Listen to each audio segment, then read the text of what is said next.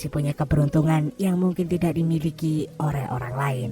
Tetaplah berusaha sebaik-baiknya dalam menjalani hidup, karena siapa tahu kamu akan segera mendapatkan keajaiban itu.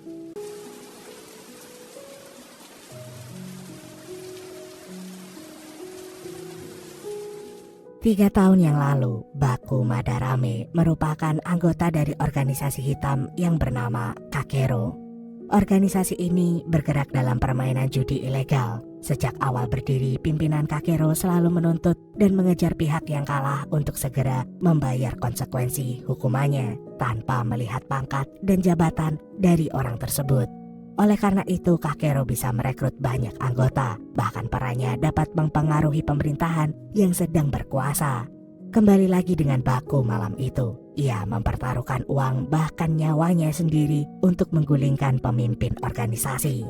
Selama menjadi anggota Kakero, Baku ingin mengubah sistem dalam organisasi ini dan membuat dunia menjadi damai. Menurutnya, dunia judi ilegal sudah merugikan banyak orang karena telah dipenuhi oleh kecurangan.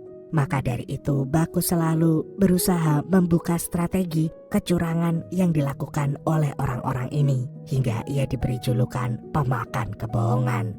Sayangnya pada malam itu, Baku kekurangan strategi. Ia nggak bisa mengantisipasi kecurangan yang dilakukan oleh pemimpin organisasi, sehingga ia mengalami kekalahan dan menerima hukumannya. Maka dari itu, Baku harus merelakan dirinya dikeluarkan dari keanggotaan Kakero dan diasingkan ke pulau terpencil.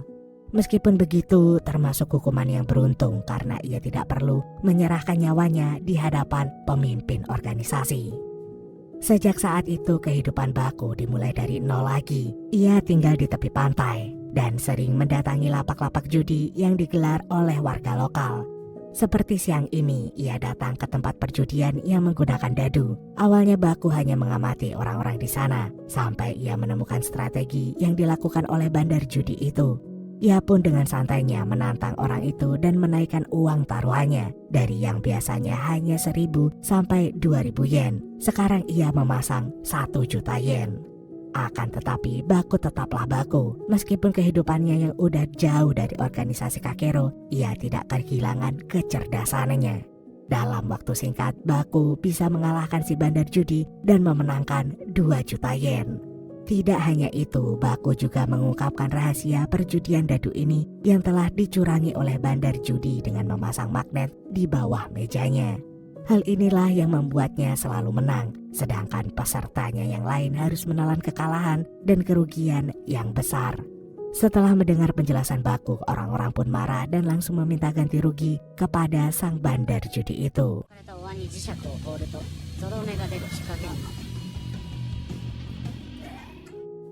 Malam ini, Baku bertemu dengan temannya di warung tenda pinggir jalan. Temannya itu memberi sebuah kabar jika organisasi Kakero yang ada di Tokyo sedang mengalami kepanikan. Ada seorang yang bernama Iki Sadakumi sedang mengobrak-abrik keanggotaan Kakero di sana. Rumornya dia ingin menjadi pemimpin organisasi karena selama ini ia hanya menantang orang-orang Kakero. Uniknya, orang ini tidak punya latar belakang dari organisasi manapun. Dia adalah seorang peneliti yang berhasil menemukan bahan bakar pengganti minyak. Ia juga peneliti yang independen, alias hanya menggunakan biaya pribadi dalam penelitiannya ini. Melalui kabar yang beredar, banyak orang menginginkan hasil penelitian ini, termasuk dari beberapa organisasi, pemerintah, bahkan luar negeri. Namun tidak ada yang tahu bagaimana kelanjutan penelitian itu karena lab Sadakuni tiba-tiba meledak, kemudian ia menghilang.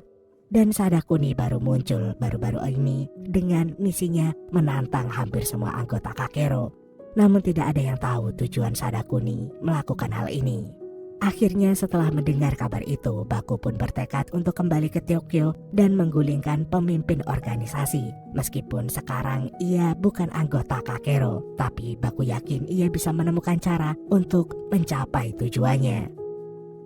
Untuk lebih jelasnya, Sadakuni sebenarnya punya misi untuk menjaga kedamaian dunia. Meskipun hasil penelitiannya ingin dibeli oleh banyak orang, Sadakuni berniat memberikannya secara gratis supaya bisa digunakan oleh orang di seluruh dunia. Aksi heroik ini pun mengundang perhatian dari salah satu pihak. Ia mengirimkan hadiah untuk Sadakuni yang ternyata berisi bom.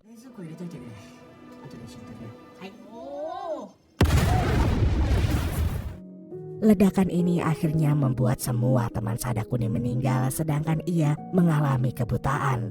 Oleh karena itu ia ingin menjadi pemimpin Kakero untuk balas dendam. Rencana ini pun dimulai Sadakuni dengan menantang semua anggota Kakero. Dia bukanlah orang sembarangan. Meskipun matanya buta, dia sangat hebat dalam berjudi, terutama permainan kartu. Ia bisa mengalahkan siapapun seolah-olah dapat menebak isi kartu lawan. Malam ini Sadakuni menantang Odera. Awalnya ia hanya menantang bermain kartu, namun karena ia bisa mengalahkan Odera dengan mudah, ia pun dicurigai oleh pengawal Odera. Akan tetapi karena wasit permainan menilai jika pertandingan ini adil, maka Sadakuni tetap dinyatakan sebagai pemenang. Dan sebelum Sadakuni pergi, ia memberi pesan kepada Odera bahwa tantangan ini ia lakukan untuk balas dendamnya.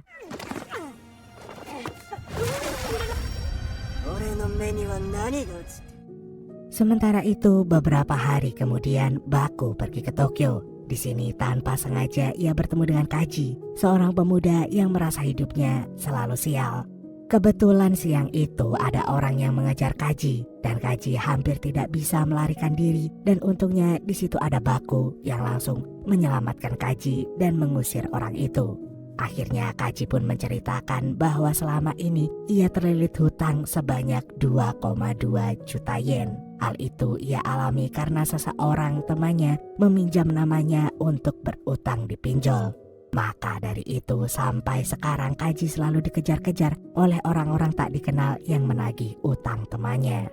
Setelah orang itu pergi, Baku memberi nasihat kepada Kaji bahwa situs pinjol ilegal tidak punya kewenangan untuk menagih utang. Bahkan secara hukum, Kaji tidak wajib membayar utangnya.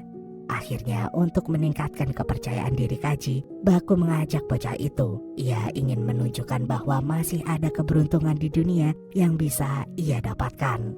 Malamnya, Baku mengajak Kaji untuk pergi ke rumah judi ilegal milik sahabatnya, Ranko Kurama. Di sini ia ingin menunjukkan kepada Kaji tentang strategi pamukasnya untuk mengalahkan lawannya. Awalnya Baku memasang taruhan seperti biasa. Ia bahkan berhasil memenangkan permainan ini dalam 1 kali, bahkan 2 kali. Ia pun memberanikan diri untuk menaikkan uang taruhannya saat mulai permainan yang ketiga. Akan tetapi setelah permainan itu selesai, ternyata Baku justru mengalami kekalahan. Kaji yang tadinya mengagumi Baku sekarang merasa panik karena kerugian Baku menjadi sangat besar. Namun ternyata inilah cara Baku untuk melihat kecurangan yang dilakukan oleh bandar judi. Setelah beberapa kali permainan berjalan, dia mengalami kekalahan. Baku pun mengeluarkan strategi pamukasnya. Strategi inilah yang menjadi tanda bagi Kaji untuk memenangkan permainan ini. Dan taktik Baku ini memang berhasil. Mereka pun bisa memenangkan perjudian, bahkan mendapatkan hadiah hampir 5 juta yen. Sementara itu wasit permainan langsung memberi kode lewat CCTV untuk memberitahu bosnya jika strategi mereka telah berhasil dibaca oleh seseorang. Akan tetapi bukannya marah, Ranko Kurama yang melihat Baku telah kembali menjadi sangat senang. Ia pun langsung menemui Baku dan menghadangnya sebelum Baku pulang membawa uangnya. Ranko pun memberi tantangan kecil pada Baku untuk menebak orang yang baru saja keluar dari lift. Namun ternyata Baku bisa menebaknya dengan benar hanya karena ia mencium aroma parfum yang ada pada orang itu. Kemampuan Baku ini langsung membuat Ranko yakin jika sahabatnya masih cerdas seperti dahulu. Namun meskipun begitu, Ranko tetap mengkhawatirkan keselamatan Baku yang bisa saja mati di tangan Kakero. Kini saat dalam perjalanan pulang, Kaji tidak bisa menahan rasa penasarannya. Dia bertanya kepada Baku tentang rumah judi ilegal yang baru saja ia datangi. Ia juga bertanya tentang Kakero yang terlihat sangat mengerikan, namun juga membuatnya tertarik. Dan secara terang-terangan Kaji berkata bahwa ia ingin mengetahui kehidupan Baku yang selalu kelihatan tenang meskipun harus menghadapi keadaan yang mendesak. Akan tetapi Baku tidak ingin memberi penjelasan lengkap kepada Kaji. Ia juga tidak ingin menyeret Kaji masuk dalam kehidupannya karena ia tahu bahwa Kaji adalah orang baik dan itu bisa membahayakan dirinya sendiri. Keesokan harinya Kaji bersenang-senang dan menikmati uang hasil taruhannya semalam. Ia memanfaatkan uang itu untuk berfoya-foya di hotel yang mewah lalu menggelar pesta untuk teman-temannya. Sementara itu, setelah ia berhasil melakukan semua itu, Kaji tetap merasa hampa.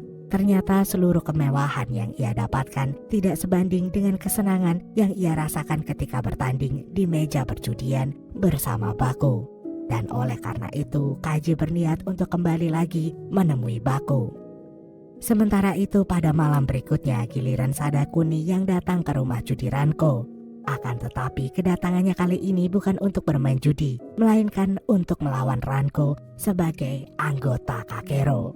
Ranko yang langsung memahami maksud kedatangan Sadakuni segera meladeni orang itu dan memilih permainan kartu. Namun ternyata rumor yang selama ini beredar itu memang kenyataan.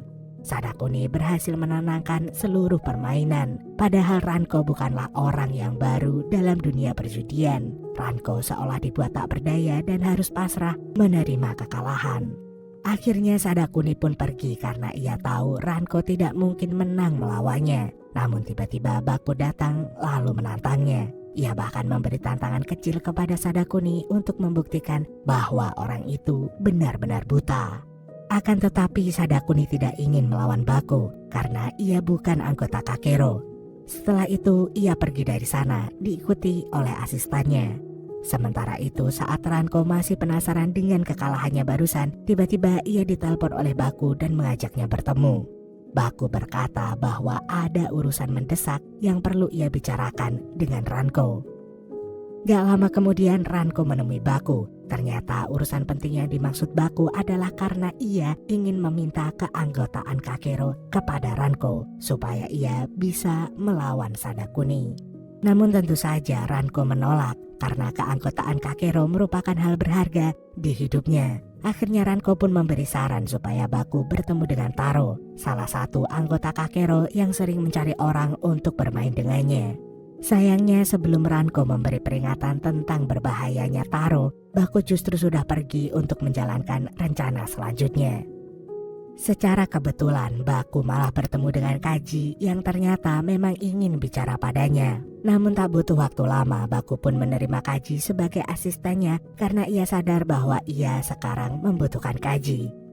Ternyata niat Baku untuk mengajak Kaji adalah memanfaatkannya sebagai umpan bagi Taro. Setelah melihat Kaji yang sendirian di taman, Taro pun menjalankan modusnya dan menawarkan hadiah tinggi buat siapapun yang memenangkan permainannya. Setelah itu Baku langsung datang dan menerima tawaran Taro. Ia pun mengajukan diri untuk mendampingi Kaji dalam permainan ini. Taro adalah anggota Kakero yang psikopat. Ia menyukai kekerasan dan selalu menawarkan hadiah besar untuk orang yang menang melawannya. Padahal ia tahu betul bahwa permainannya itu tidak akan bisa dimenangkan oleh siapapun. Gak lama kemudian Baku dan Kaji tiba di markas Taro. Ia pun segera menjelaskan aturan permainan dan memberitahu hadiahnya sebesar 10 juta yen. Akan tetapi Baku tidak tertarik dengan uang itu. Ia justru mengajukan taruhan lain, yaitu ingin merebut keanggotaan Kakero yang dimiliki oleh Taro. Meskipun awalnya ragu, namun Taro yakin jika tidak ada satu orang pun yang bisa memenangkan permainannya, sehingga ia menyetujui usulnya Baku. Bahkan ia masih memberikan uang 10 juta yen itu jika mereka berhasil keluar sebagai pemenangnya. Aturan permainan ini cukup mudah. Kaji dan Baku harus bisa mengalahkan semua anak buah Taro dan mengambil kunci sebagai tanda bahwa mereka telah memenangkan duelnya. Taro memberi waktu selama 2 jam dalam permainan ini. Mereka harus bisa menaklukkan semua tantangan itu agar bisa keluar hidup-hidup. Kaji pun langsung panik setelah menyadari betapa berbahayanya permainan ini. Namun lagi-lagi Baku berhasil memenangkannya dan ia yakin bisa jadi pemenang. Sebenarnya Baku mengetahui bahwa Taro bukanlah orang yang fair. Maka dari itu ia memasang penyadap suara secara diam-diam supaya bisa mengetahui perintah Taro kepada anak buahnya. Oleh sebab itu Baku selalu bisa mengantisipasi bahkan melakukan serangan balik kepada anak buah Taro. Strategi Baku ini cukup berhasil. Ia dan Kaji berhasil mengumpulkan semua kunci dalam waktu kurang dari 2 jam. Hal ini pun membuat Taro sangat marah sehingga ia mengeluarkan senjata pamungkasnya yang ia panggil dengan Rodem. Rodem adalah hasil percobaan genetik manusia. Ia sengaja diciptakan untuk mendapatkan hasil sebagai manusia terkuat. Saat mode terkuatnya diaktifkan, ia akan memiliki kecenderungan membunuh, namun tidak bisa membedakan antara lawan dan kawannya. Akan tetapi Rodem hanya bisa bertahan selama 15 menit. Selebihnya ia akan tidur seharian karena otaknya yang mengecil akibat permainan ini. Dan setelah Rodem dikeluarkan, Baku dan Kaji harus segera bersembunyi karena Rodem adalah makhluk yang sangat kuat dan lincah. Untuknya, Baku dan Kaji berhasil melarikan diri dan masuk dalam sebuah bangunan di hutan itu. Bertepatan dengan saat itu, Baku melihat cairan kimia yang bisa digunakan untuk mengalahkan Rodem. Awalnya Baku memancing Rodem agar makhluk itu mengejarnya, sedangkan Kaji ia menunggu Rodem lengah lalu mengguyurkannya dengan cairan kimia. Akhirnya Baku pun berhasil menaklukkan Rodem. Wasit pun menyatakan kemenangan Baku dan Kaji. Meskipun Taro gak terima dengan kekalahannya, mau gak mau ia harus menjalani konsekuensinya dengan memberi uang sekaligus keanggotaan Kakeronya kepada Kaji. Sebelumnya Kaji bingung karena tiba-tiba bergabung dalam Kakero, namun ternyata ini merupakan salah satu rencana Baku. Sayangnya Baku terluka saat melawan Rodem. Ia pun harus dilawat oleh Ranko sampai ia merasa sembuh. Namun tiba-tiba Baku justru mengajukan permintaan aneh, yaitu meminta izin pada Ronku untuk mengajak temannya tinggal di sana. Akhirnya karena Ronku memang jatuh hati pada Baku, ia pun mengizinkannya. Ternyata teman yang dimaksud Baku adalah Rodem. Jika mode terkuatnya tidak diaktifkan, maka Rodem akan terlihat seperti manusia biasa. Ia mengaku tidak bisa mengenali dirinya sendiri saat menjadi Rodem. Bahkan ia tidak tahu kalau dirinya bisa membunuh manusia. Setelah itu Baku menjelaskan masa lalu Rodem dan kekejaman yang dilakukan Taro padanya. Dan oleh karena itu hari ini Baku akan membebaskan Rodem, lalu memanggilnya Marco. Malamnya Baku membawa Marco ke rumah Ronko. Kebetulan Kaji juga ada di sana karena ia ingin bertemu Baku dan berniat untuk membantunya. Kaji melakukan hal itu karena ia tahu kehidupan Baku sangat berat dan tidak mudah. Akhirnya setelah Baku menerima gaji, ia pun mengenalkan Rodem yang sekarang telah berubah menjadi manusia normal bernama Marco. Gak butuh waktu lama mereka pun bergabung dengan Ronko kemudian membangun pertemanan yang baru. Sementara itu di tempat lain, orang-orang penting Kakero berkumpul untuk menentukan lawan Sadakuni. Tetua Kakero pun menuju Kaji, anggota baru mereka, karena ia tahu Kaji akan didampingi oleh Baku. Meskipun awalnya mendapat protes dari para petinggi lain, namun keputusan itu tidak berubah. Permainan ini pun akan diselenggarakan di pusat Kakero dan disaksikan langsung oleh pemimpin organisasi. Beberapa hari kemudian permainan antara Baku melawan Sadakuni pun digelar. Mereka sama-sama tiba di markas pusat dan disaksikan oleh banyak anggota Kakero. Permainan ini ternyata mengundang perhatian banyak orang, sehingga mereka berani memasang taruhan dengan nilai yang sangat tinggi. Oleh karena itu pemenang dalam permainan ini berhak mendapat hadiah 3 kali lipat dari para investor sebesar 6 miliar yen atau sekitar 650 miliar rupiah. Sedangkan pihak yang kalah akan mendapatkan hukuman yang berat termasuk asisten mereka. Setelah itu mereka memainkan permainan Hangman Old Maid, sebuah permainan kartu mematikan yang menjadi keahlian Sadakuni. Permainan pun akhirnya dimulai. Awalnya Baku mengalami kekalahan demi kekalahan hingga ia menyadari bahwa sebentar lagi ia akan digantung sebagai konsekuensi kekalahannya. Bahkan orang-orang yang mendukung Baku pun heran karena tidak biasanya Baku kalah seperti ini. Namun lama-lama Baku berhasil menemukan ritme cara bermainnya. Ia mulai mempermainkan Sadakuni hingga membuat orang itu emosi. Meskipun pada ronde ketiga ini skor Baku masih kalah, tetapi ia sudah bisa melihat kelemahan lawannya. Akhirnya pada ronde keempat Baku berhasil mengalahkan Sadakuni. Kekalahan ini pun juga terjadi pada ronde berikutnya sehingga membuat Sadakuni merasa semakin kesal. Dan oleh karena itu Baku meminta ronde selanjutnya sebagai ronde terakhirnya. Siapapun yang mendapat kartu kematian maka ia langsung kalah saat itu juga. Setelah itu permainan pun dimulai. Namun di sini Baku melakukan satu strategi licik yang tidak diketahui oleh Sadakuni yang buta. Dan ternyata taktik ini berhasil membuat Sadakuni mengalami kekalahan.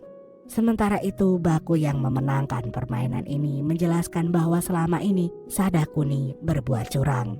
Meskipun ia buta, namun ia telah memasang sebuah alat di punggungnya yang berhubung dengan CCTV.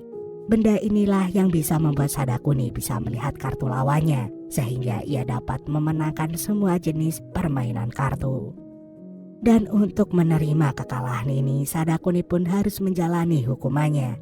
Akan tetapi sebelum ia dihukum, Sadakuni menanyakan tujuan Baku yang ingin menjadi pemimpin organisasi. Baku pun menjawab bahwa ia ingin menciptakan perdamaian di dunia. Setelah mendengar itu, Sadakuni pun menerima kekalahannya dengan lapang dada karena ia tahu Baku juga memiliki misi yang sama dengannya.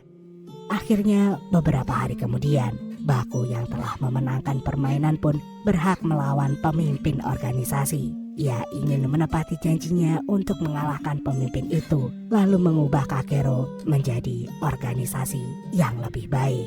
Dan filmnya pun selesai.